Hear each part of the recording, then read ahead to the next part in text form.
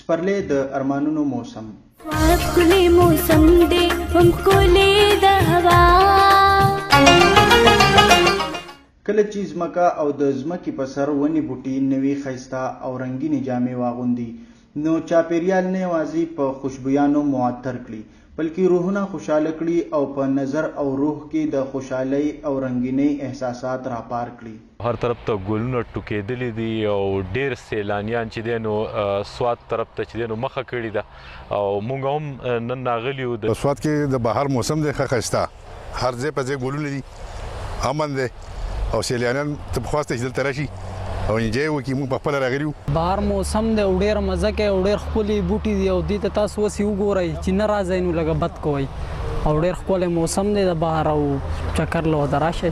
د بهر موسم دی ګلونه هم دي او تاسو ګورئ شنه شنه پټي ودي او دلته هر طرف نه خلک چکر له راځي. موږ هم سیل د سوات ښکلی موسم دی هم ښکلی د هوا چټي واخله جانانه خپل کلي ته راځه د سوات ښکلی موسم دی.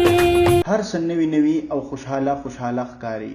هر ګل په خپل خپل رنګ کې ځانګړي اظهارونه د الله تعالی د عظیم قدرت او د جمال نندارې جوړې کړي. د سوات ښکلی موسم دی هم ښکلی د هوا راځه راځه جانانه خپل کلي ته راځه د سوات ښکلی موسم دی.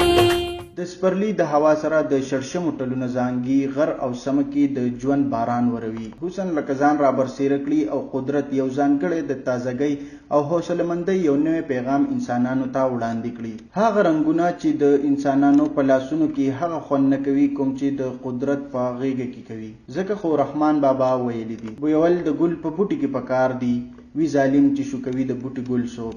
د سپرلی په حقله شاعرانو نور هم ډېر څه ویلي دي خو سپرلی په خپله معنی کې د خوشحالو او رنګینو سره د ژوند تړون لري او ژوند له دوام او رڼا ورکوي. سوات ښکلی موسم دی هم ښکلی د هوا چټي واخله جانانه خپل کلي ته راځه د سوات ښکلی موسم دی.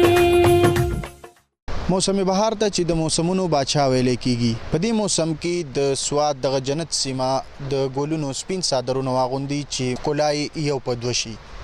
تر بل پروګرام پورې خپل کوربه اقبال خان ته ورکوي اجازت د لوی الله په امان.